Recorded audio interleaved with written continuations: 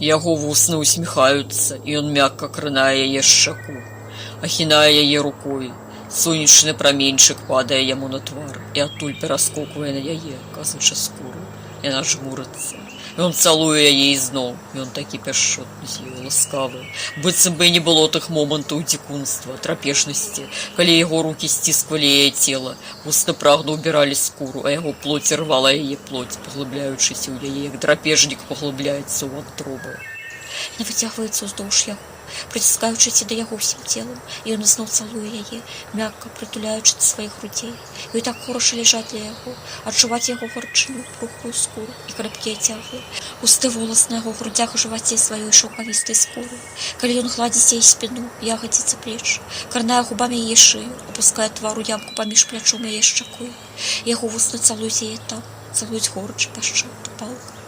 Ён шэпча ёй ласкавыя словы, ні для каго не зразумелыя, якія нічога не значаць, але ж значыць усё, і для яе, і для яго. Душаня маё, любая моя, каханая.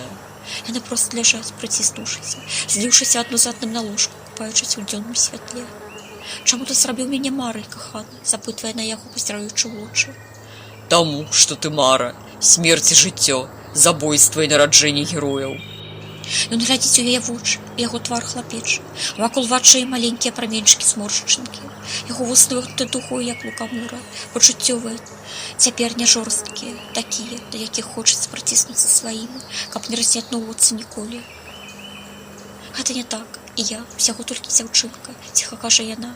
Яе твар перад ім сяе прыгажосцю такой дзівоснай, што яго вочы, здаецца, слепнуць і перастаюць бачыць свет.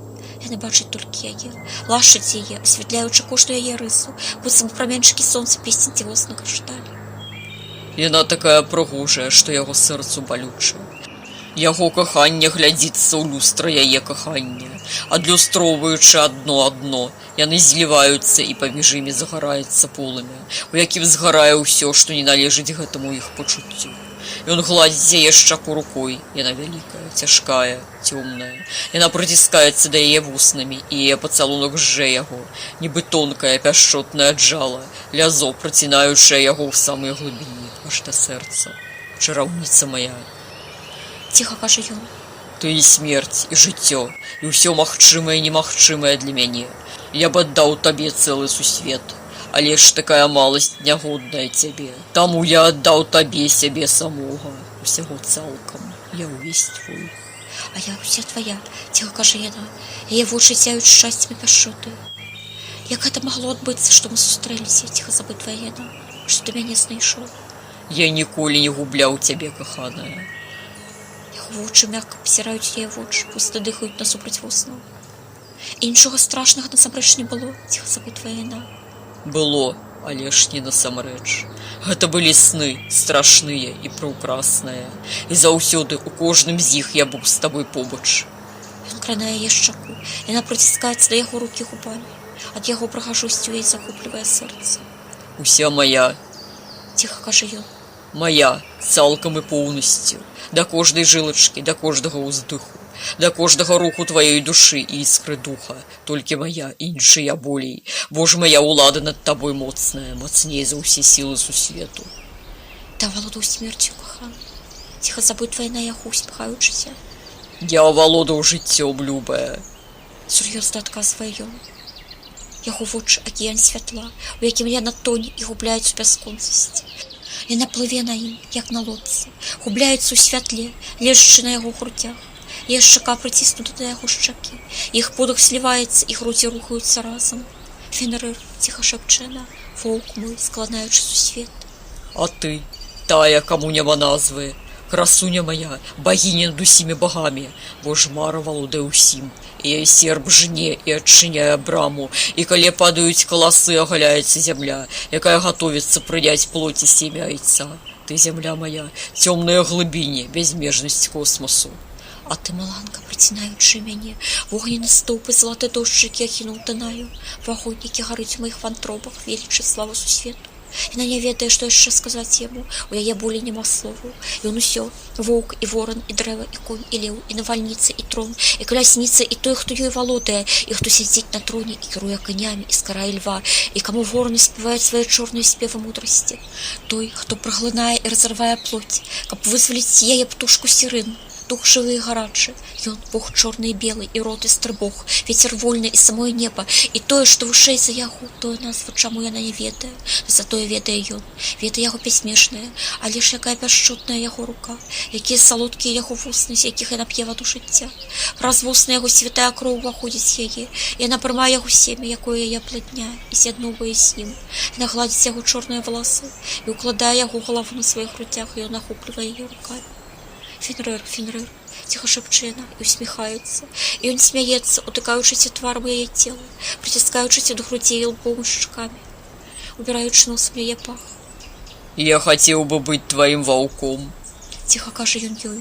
Я б украў цябе і ўзяў бы цябе ў ваўчынай шкуры, і ты б нарадзіла ад мяне ваўчат.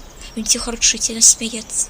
Яго вусны блукаюць па яе целу. Ён сціскае яе рукамі, убіраючы тонкае цела, пяшчотныя грудзі і рэбры, праводзячы па ёй языком. Калі я воўк, то магу з'есці цябе. Горача шэпче ён. Ты такая салодкая, такая духмяная, моя багіня. З'еш мяне, праглыні, разарві. Я гатовая на ўсё, толькі б задаволіць твой холад, спатуліць тваё жаданне, ціха кажа яна, заміраючы, адкідваючыся ў яго руках. Спатуліць маё жаданне немагчыма. Ціха кажа ён. Яно бясконцае, як калодзеж міміра, як сам сусвет, як бездню, якую цягнуцца карані яго дрэва. Ты добра ведаеш старыя паданні. Начныя казкі поўнач, воўк мой, яна ахоплівае яго нагамі. Толькі ён, айцец, Бог маланак, можа кранаць яе. У яго святло мацнейшае за ўсякае святло створанага сусвету. Яна заснае на яго цёмнай поўсці, густой як лес. Фенрыр, Фенрыр, ціха шэпче яна. Яе сцёгны распахваюцца перад тым, Бог выпрымае яго чэлюсць. Усё ж я ўзяў цябе. Ціха шэпче ён, і голас яго нізкі, як рычанне, калі з гор валяцца вялікія камяні.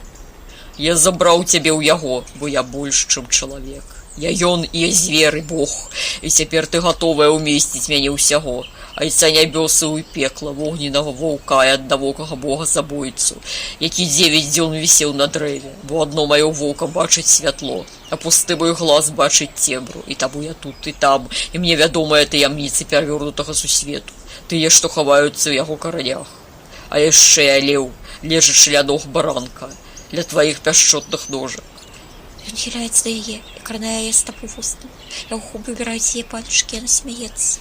Твоя ножка маленькая, як у дзіця, і такая ж салодкая і мяккая. Ці ты ходзіш па зямлі, птушаня маё? Пэўна, што не.